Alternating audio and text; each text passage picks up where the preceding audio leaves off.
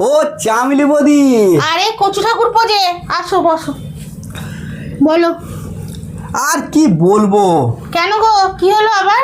ঘরের বউর নামে নিন্দা করাটাও খারাপ।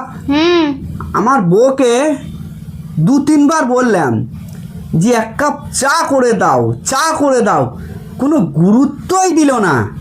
তাই তোমার কাছে এসেছি চা খেতে। এক কাপ চা করে দাও তো আমাকে, খাই। ও, তোমার বউ চা করে দেয়নি? আরে করে দিলে কি আমি তোমার কাছে আসতাম? আচ্ছা ঠিক আছে, বসো, আমি চা করে আনছি। এই না হলো চামেলি বৌদি।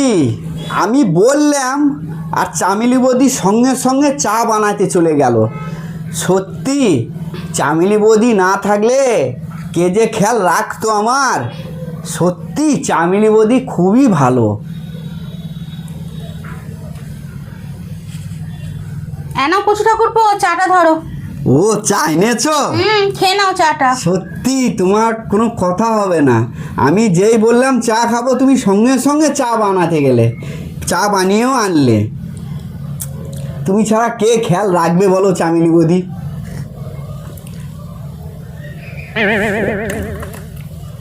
ও চামেলি বৌদি, কি হলো? চাতে তো মিষ্টি লাগছে না, নুন নুন লাগছে কেন? আমার মনে হয় তুমি চায়ে চিনির পরিবর্তে নুন দিয়ে দিয়েছো ভুল করে, মনে হয়।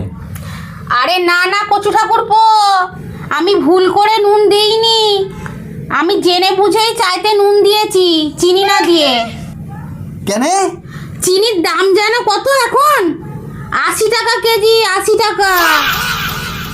আর চিনি দিয়ে চা খেতে হবে না, বুঝলে? এই যা পেয়েছো সেটাই মন ভরে খাও, ঠিক আছে?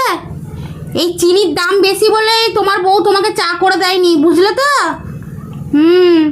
তুমি একটা কাজ করো কচু ঠাকুরপো, তোমাকে একটা কথা বলি। হ্যাঁ বলো। তুমি আমাকে 1 কেজি চিনি কিনে দিয়ে যাও তো, তোমাকে চিনি দিয়ে ভালো করে চা বানিয়ে দেবো।